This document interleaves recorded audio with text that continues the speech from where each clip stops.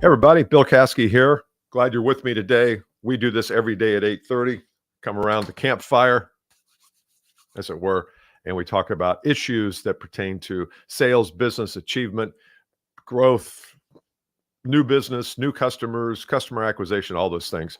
This week is Holy Week. It's the week between Palm Sunday and Easter Sunday, and I have decided to do a series, Lessons from the Bible, things that we can learn from the Bible. There's lots of scriptures. I know there's lots of religion. I got some haters this week saying, why are you I'm just taking the Bible, which I know just a little bit about, and I'm trying to find lessons there that we can relate to business. So this is not a biblical scholar speaking at all.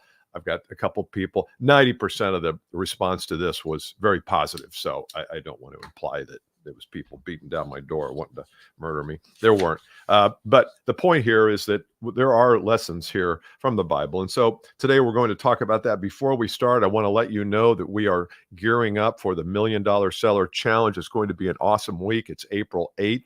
The week of April 8th. It's 1 hour a day.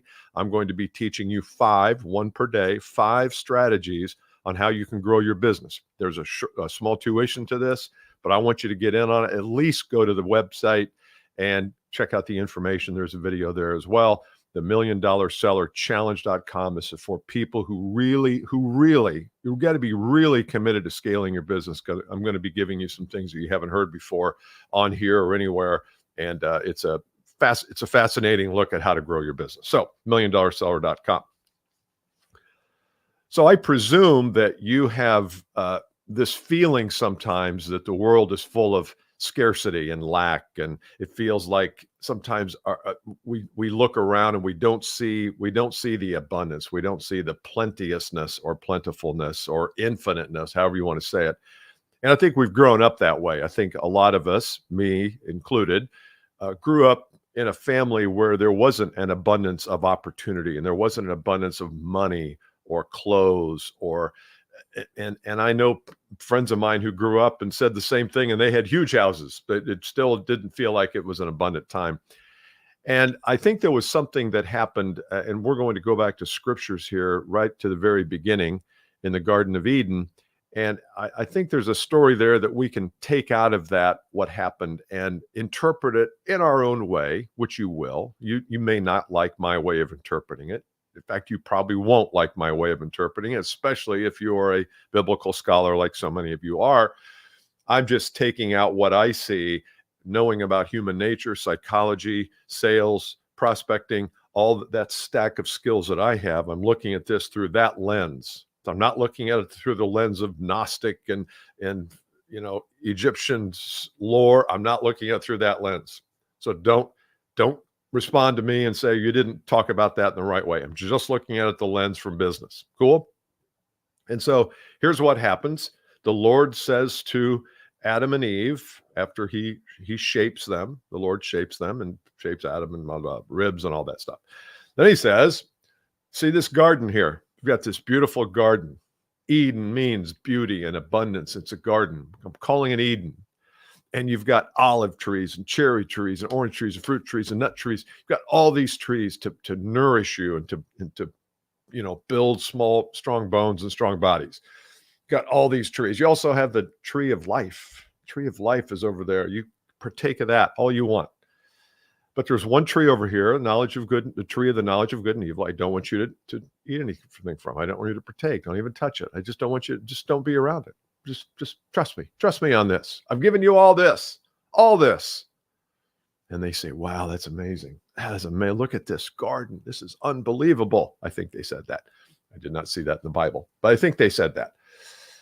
And so Eve's walking around in the garden at some point. Maybe they're together. I don't know. I think Eve's separate. And the serpent, the devil, comes along. And the devil says to Eve, and I've got it here. Thought it was interesting, so I just took a screenshot from a company.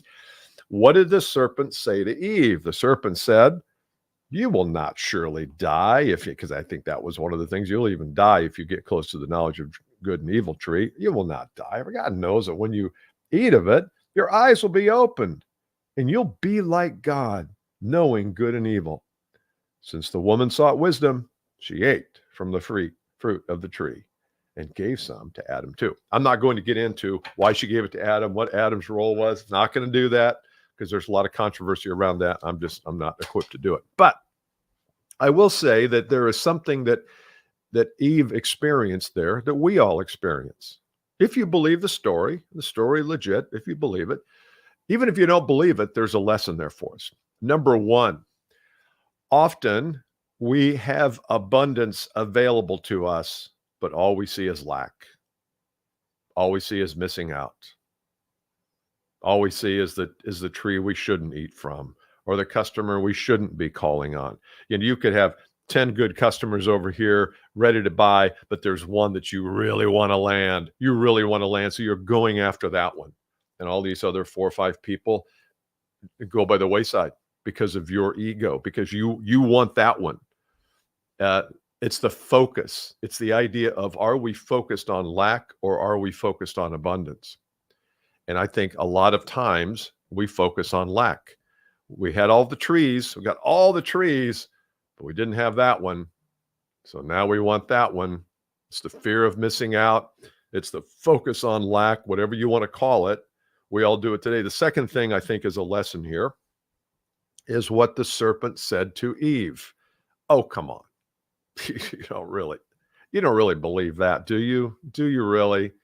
I mean, you should want to understand in the knowledge, knowledge is your birthright. I mean, so we have people in our lives, not the devil, not the serpents, but we have people in our lives who will give that message to us. And I don't know, I know you're a good guitar player, but do you really want to join this band and travel around the Midwest at little honky tonks? I mean, is that really how much money you're going to make? I know that's your dream, but come on, that's not practical. We get that a lot.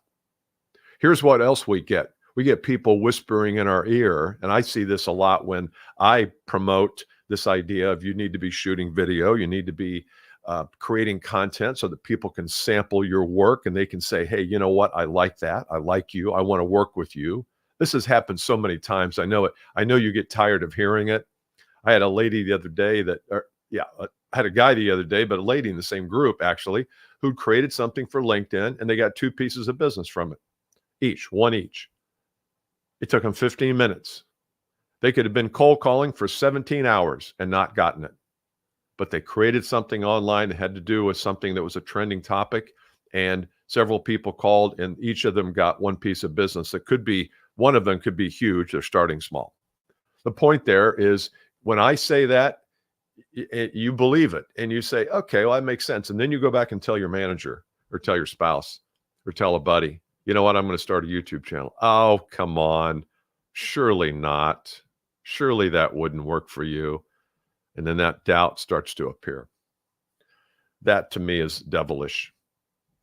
I don't know whether doubt's the devil or not, but those doubts that creep into our mind, either from someone else or self-inflicted doubt.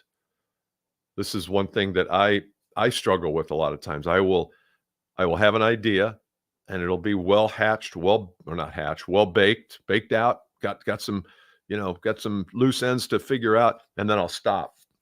And I'll stop because I have doubt about my ability to execute it. Who's that? Where does that doubt come from?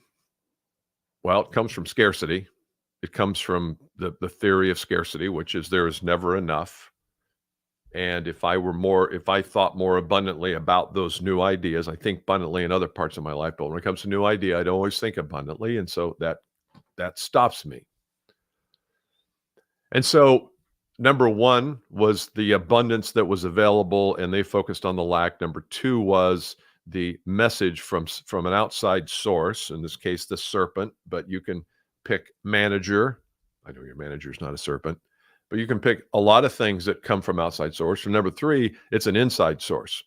You well up with resistance internally when you have an idea of doing something. And all 3 of those lessons, I think, come from the Garden of Eden story in the Bible. And again, I know that there's lots of different interpretations. Once again, let me share with you what the serpent said to Eve. You will surely not die. For God knows that when you eat of it, your eyes will be opened and you will be like God, knowing good and evil. So he entices her. So be careful when we hear people crush our dreams. When we have an idea that gets crushed by somebody who doesn't really know us and they haven't really asked us why we even dream like that, or what's the thinking behind it. When you go to somebody and say, hey, I'm thinking about I don't know, building a studio out behind my house. I'm not, but say somebody says that to you and you say, what? Why would you do that? You never say, well, tell me what your thought is. Tell me your mindset there. Give me the backstory. How'd you arrive at that? That's what we should be asking people, not crushing their dreams and saying, oh, come on. That'd cost you $250,000 to build a nice studio. What are you going to do with that? Ask them, because maybe something in the dream there is useful to you and them. And by you asking them, it helps them. It's in their mind as well. So that's my lesson for today. Tomorrow is Leadership Spotlight. We're going to talk about leadership issues. Probably not going to be from the Bible, probably going to be general. But if you're a leader or know a leader, make sure you connect with them and tell them about that. We're going to be talking about some issues that will help them help all of us. And once again, if you have not already, join the upcoming challenge. It's coming up on April 8th. $1,000,000sellerchallenge.com. Lots of information there. Love to see you on it. I'll talk to you soon. Okay.